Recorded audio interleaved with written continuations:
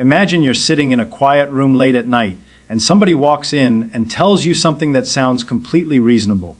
They say, in 100 years or so, we'll probably be visiting other star systems. We've already gone to the moon. We've sent probes to the edge of the solar system. Technology always improves. It's just a matter of time. And you nod, because that feels right. Human beings have this wonderful habit. We climb mountains because they're there. We cross oceans because they're wide. And we build machines because we can't resist finding out what happens when we push things a little further. So the idea that one day we'll just go to the stars, it feels natural, almost inevitable. But here's the strange thing. If you sit down with the actual laws of physics, not science fiction, not wishful thinking, but the rules the universe seems to obey with stubborn consistency, you start to discover something deeply unsettling. Not that interstellar travel is difficult, not that it's expensive, not that it takes a long time, but that it might be fundamentally impossible. And I don't mean we don't know how yet. I mean something much more dramatic. I mean that the universe itself might be constructed in such a way that prevents it. Now that's a peculiar thought, isn't it? Because we don't usually think of the universe as something that forbids us from doing things. We think of it as something we gradually figure out how to manipulate, like a giant machine with knobs and levers that we slowly learn to operate. We discovered electricity, now we light cities. We discovered chemistry, now we build medicines. We discovered nuclear physics, now we can release the energy locked inside atoms. So naturally, we assume that the stars are just farther knobs, harder to reach, sure, but reachable. And yet, when you look carefully, you begin to see hints of a kind of cosmic speed limit, a boundary built right into the fabric of reality. Let me put it in a way that's a little more tangible. Suppose you decide you want to visit the nearest star system. That's Alpha Centauri. It's about 4 light years away. Now 4 light years sounds like a poetic distance, but it's really just a very honest one. It means that even if you travel at the fastest speed anything can move, the speed of light, it would still take 4 years to get there. Already that's an interesting idea. The fastest possible speed in the universe still doesn't let you zip around instantly. Even light itself has to crawl, in a sense, across cosmic distances. But here's where things start getting strange. You might think, okay, no problem, we'll just build faster rockets. After all, every generation builds faster machines. Horses to trains. It trains to airplanes, airplanes to rockets. It's a steady progression. So you imagine a spaceship that accelerates more and more, faster and faster, until eventually it just keeps going and going. And here's where physics quietly raises its hand and says something very surprising. It says you can keep adding energy to that spaceship forever, and it will never reach the speed of light. Not almost never. Not very difficult. Never. It's as if there's an invisible wall in reality that you can approach but never touch. And that's already a strange kind of law. It's not like friction, where you can overcome it with more force. It's not like gravity, where you can escape if you go fast enough. This is something deeper. It's a built-in rule about how space and time themselves behave. Now, if that were the only obstacle, you might still think interstellar travel is just a matter of patience. After all, you don't need to go at light speed. You could go slower. But then another problem creeps in, and it's much sneakier: energy. Because when you try to push something closer and closer to the speed of light, the amount of energy required doesn't increase steadily. It explodes. It grows so dramatically that, to accelerate even a modest-sized spaceship to a significant fraction of light speed would require an amount of energy comparable to what entire civilizations produce over centuries. And to reach light speed itself, you'd need infinite energy. Infinite. Now that's not an engineering problem. That's not a funding problem. That's not a wait until we invent better fuel problem. That's a statement about the structure of reality. The universe is telling you there is no amount of cleverness that can get around this rule. And if you sit quietly with that idea for a moment, it feels almost eerie, because it means that no matter how advanced a civilization becomes, no matter how long it survives, no matter how brilliant its scientists are, there may be an insurmountable barrier preventing it from freely roaming the galaxy. It's like being born on an island with a horizon that looks reachable, but recedes forever as you approach. And that leads to a very curious paradox. On the one hand, the universe is unimaginably vast, hundreds of billions of galaxies, each with hundreds of billions of stars. On the other hand, the laws of physics seem to trap us inside tiny neighborhoods of it. It's as though the cosmos is both enormously open and fundamentally unreachable at the same time. And that's where the real mystery begins. Because once you start to understand why these limits exist, why space and time conspire to enforce them, you realize something even more astonishing. The impossibility of interstellar travel isn't just about rockets or distances. It's about the nature of reality itself. It's about the way time flows, the way energy behaves, and the strange geometry of the universe we live in. And when you follow that trail of ideas, you find yourself asking questions that are far bigger than spaceships. Questions like, what does it really mean for something to move? Why does the universe even have a speed limit? And perhaps most intriguingly of all, is the barrier to the stars actually telling us something profound about our place in the cosmos? Because when you're trying to understand something as strange as the universe's speed limit, it helps to stop thinking about rockets and stars for a moment and instead think about something much simpler, like chasing a beam of light. Now this is a thought experiment that bothered physicists for a long time, and it's a wonderful one because it starts with a question so innocent that you could almost imagine a curious kid asking it while lying in the grass looking at the sky. Suppose you had a fantastically powerful rocket, the best anyone has ever built, and you pointed it at a beam of light streaming past you. You fire the engines. Faster and faster you go. Soon you're moving faster than airplanes, faster than bullets, faster than Earth orbit, faster than anything humans have ever achieved. And you keep accelerating. Eventually, you're going so fast that you begin to catch up to that beam of light. Now here's the simple question. What would the light look like to you? Would it slow down? Would it appear frozen? Would you see a kind of shimmering, stationary wave sitting there in front of you? That seems like the natural expectation, doesn't it? Because that's what happens with ordinary things. If you chase a car on the highway, the difference in speed between you and the car determines how quickly you approach it. If you match its speed exactly, it appears motionless relative to you. So you might imagine that if you could somehow match the speed of light, you'd see a frozen electromagnetic wave, a ripple in space just sitting there. But here's the strange twist. The laws of physics say this cannot happen. Not just it's unlikely, not it's hard, but literally impossible, because light does something that nothing else in the universe does. It moves at exactly the same speed for everyone, no matter how fast they themselves are moving. That's such a bizarre statement that it's worth pausing to really feel how odd it is. Imagine throwing a ball forward while standing on a moving train. To someone on the train, the ball might be moving at, say, 20 kilometers per hour. To someone standing on the ground watching the train pass, the ball's speed would be the speed of the train plus the speed of the throw. That's just common sense. Speeds add together. We expect this rule to apply to everything, except light refuses to cooperate. No matter how fast you chase it, you always measure it going at the same speed. It doesn't matter whether you're standing still, riding a bicycle, flying in a jet, or zooming through space at ridiculous speeds. Light always pulls away from you at the same exact rate. And this is not a theoretical guess. It's been measured over and over again with extraordinary precision. Nature is absolutely stubborn about it. Now, if you really think about this, it creates a problem, a very deep one. Because if speeds don't add normally when it comes to light, then something else must be adjusting itself to keep that speed constant. And here's where reality starts to behave in a way that sounds almost like science fiction. To make sure that everyone measures the same speed of light, the universe does something radical. It changes how time flows and how space is measured. In other words, motion itself begins to alter reality. Let me give you a simple analogy. Imagine you're walking across a moving walkway at an airport. If the walkway speeds up, your overall speed across the terminal increases. That's straightforward. But now imagine a magical walkway where no matter how fast it moves, your speed across the terminal remains exactly the same. That sounds impossible, right? But suppose the walkway had a strange property. When it sped up, it secretly shrank the distance of the terminal and slowed your clock so that, from your perspective, everything stayed consistent. That's essentially what the universe does with light. Instead of allowing speeds to add normally, it adjusts space and time themselves. Distances can contract. Time can slow down. Events that seem simultaneous to one observer can happen at different times for another. All to preserve this single, stubborn rule: the speed of light is always the same. Now, at first, this might seem like an abstract curiosity, an odd quirk of physics that only matters to scientists, but it has enormous consequences, because once time and space become flexible, motion becomes deeply constrained.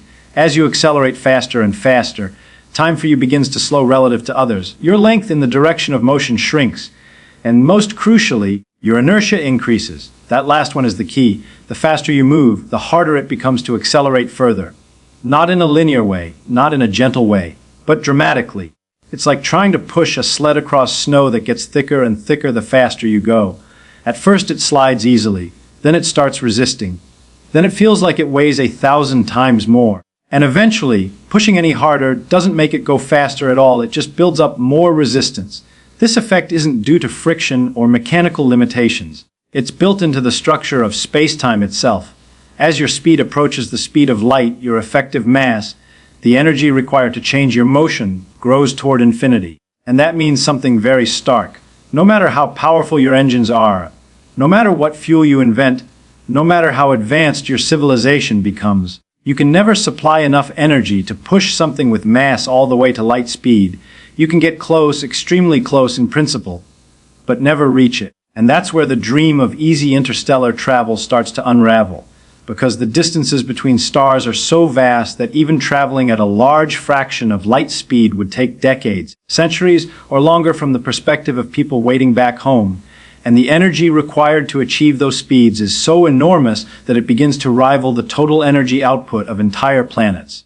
Now here's the curious part. Nature isn't stopping you because it wants to keep the stars out of reach. It's stopping you because of something much deeper. Because the speed of light isn't just the speed of light, it's the speed at which cause and effect propagate through the universe. It's the speed limit of information itself. Nothing, no signal, no influence, no physical object can move faster without breaking the very logic of reality. If you could exceed it, you could create situations where effects happen before causes, where time loops back on itself, where paradoxes emerge. So this cosmic speed limit isn't arbitrary. It's the rule that keeps the universe consistent. It's the guardian of causality. And that leads to a fascinating realization. The barrier to the stars isn't just a matter of engineering difficulty. It's woven into the deepest principles that make reality coherent at all. Which raises an even more intriguing question. If the universe is structured in such a way that movement across vast distances is so severely restricted, what does that say about the true nature of space, time, and our place within them? Because once you dig deeper, you begin to see that the impossibility of interstellar travel is not just about speed. It's about something far more counterintuitive, something that challenges our most basic intuitions about motion, energy, and even time itself. And that's where things start to get really strange. Now, the moment you really start to wrestle with this business of a cosmic speed limit, you run into something that feels almost like a trick, the kind of trick nature seems to love playing on us. Because at first glance, you might think the problem of reaching the stars is just about speed. You imagine it like a race, build faster engines, go faster, eventually you win. But the deeper you look, the more you realize the real obstacle isn't speed at all, it's energy. And not just a lot of energy. An absurd, mind-bending, almost laughable amount of energy. Let me give you a way to feel this rather than just hear it. Suppose you have a modest spaceship, nothing huge, just something the size of a small passenger jet. Let's say it weighs about 100 tons. That's tiny by cosmic standards. Now you want to accelerate it to, say, 90% of the speed of light. Not even all the way, just most of the way. Sounds ambitious, but maybe plausible if you imagine future technology, right? Well, here's the kicker. The energy required to do that is roughly comparable to the total energy consumption of entire countries over long periods of time. And that's just to get it up to speed. You'd need just as much energy again to slow it down when you arrive. And we haven't even talked about carrying fuel, protecting against radiation, shielding from microscopic dust grains that would hit with the force of bombs at those speeds. But the real shock comes when you ask a simple question. What happens if you try to go even faster? Say 99% of light speed, or 99.9%. Here's where intuition breaks down completely, because in ordinary life, when you push something faster, the energy required grows in a predictable way. Double the speed, maybe you need 4 times the energy, that sort of thing. But near light speed, the relationship becomes wildly nonlinear. Each tiny increase in speed demands a gigantic increase in energy. It's like climbing a hill that suddenly turns into a cliff. You can get closer and closer to the top, but each step upward requires vastly more effort than the last. And as you approach light speed, the energy requirement shoots toward infinity. Now, infinity isn't just a big number. It's not something you can overcome with better engineering. It means there is literally no possible amount of energy that can achieve the goal. It's like trying to count to the largest number.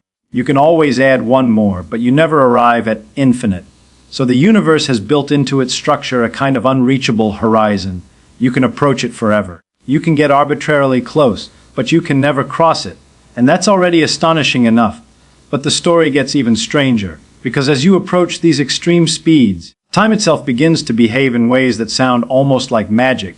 Imagine you're aboard that spaceship, accelerating for years toward a distant star. From your perspective, something very odd begins to happen. Your clocks slow down relative to those back on Earth. Your biological processes slow. Your aging slows. In fact, if you could somehow travel extremely close to light speed, you might experience only a few years passing while centuries go by back home. This isn't science fiction. It's a direct consequence of the way space-time works, and it has been experimentally verified many times using precise atomic clocks and high-speed particles. So from the traveler's perspective, interstellar journeys can actually seem short. You could, in principle, cross the galaxy within a human lifetime, not because you move faster than light, but because time itself stretches and bends along your path. Now that's an extraordinary idea. It means the universe is not just limiting how fast you can go, it's reshaping your experience of time as you move. But here's the cruel twist.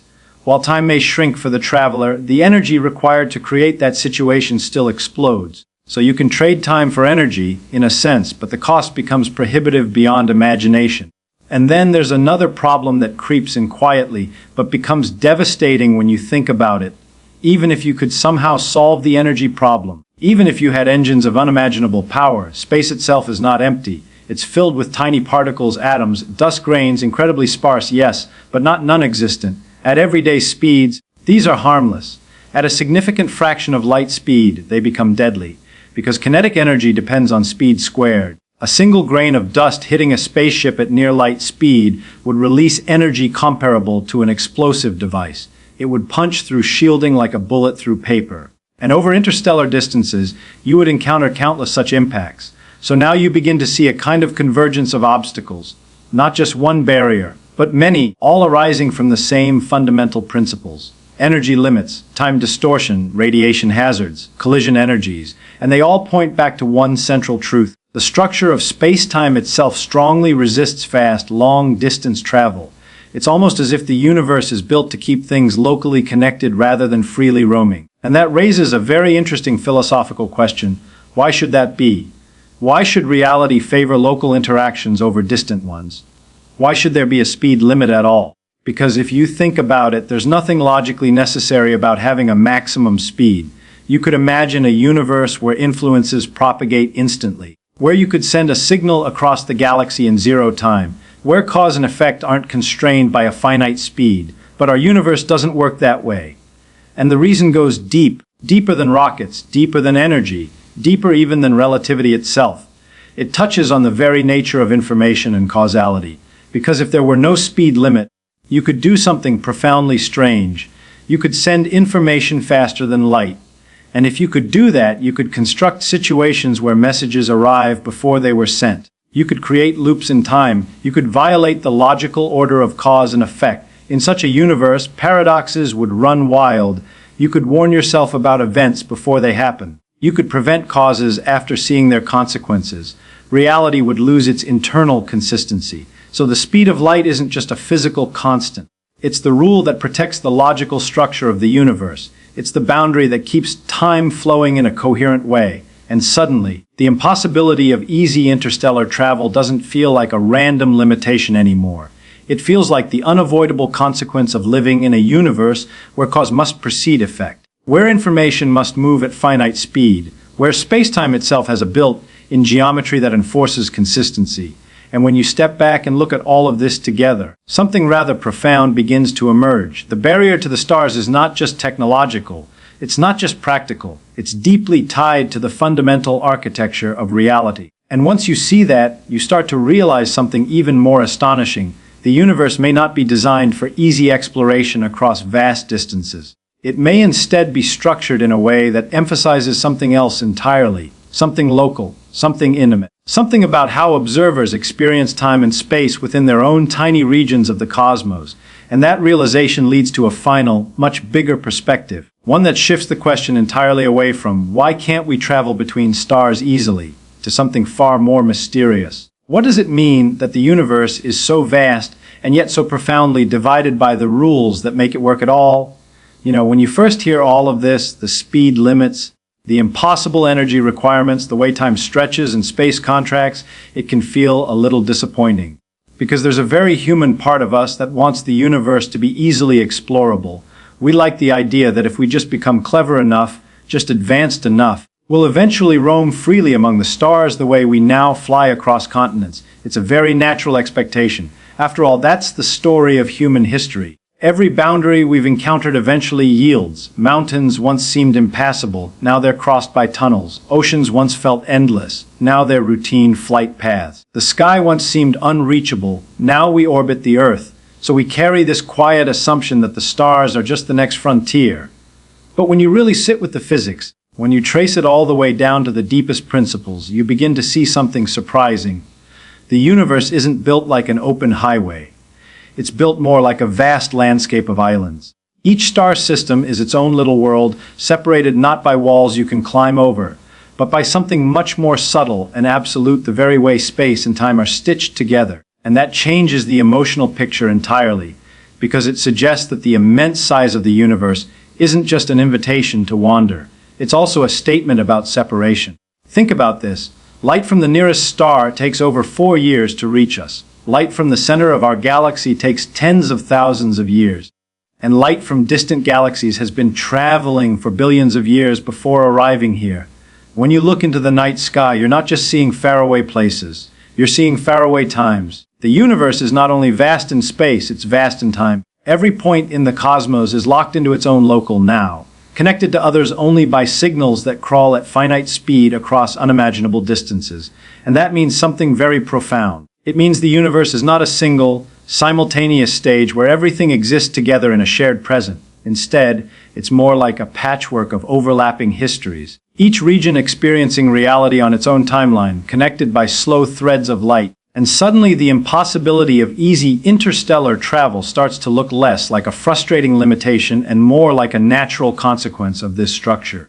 Because if you could hop instantly between stars, if information could travel infinitely fast, all those local timelines would collapse into one universal present. There would be no delay between cause and effect across distance, no sense of unfolding history, no meaningful distinction between here and there.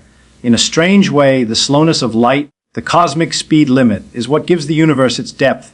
It's what allows events to have location and sequence. It's what creates the very concept of distance as something real and meaningful. Without it, space itself would lose much of its structure. Now there's another layer to this that's even more fascinating, because the same physics that prevents easy travel between stars also creates the conditions for something else, something incredibly delicate and rare, stable, local environments. Think about it. If influences could propagate instantly across the universe, every region would constantly be affected by every other region. Distant events could disrupt local systems immediately. The cosmos would be a chaotic, tightly coupled web with no insulation between parts. But because signals travel slowly, regions of space can evolve somewhat independently. Stars can form and live out their lives without being immediately disturbed by distant catastrophes. Planetary systems can remain stable long enough for complex chemistry to unfold. And in at least one tiny corner of the universe, that stability allowed life to emerge, and eventually beings capable of wondering about all this. So the same limits that keep us from casually visiting other star systems are also the limits that may have made our existence possible in the first place.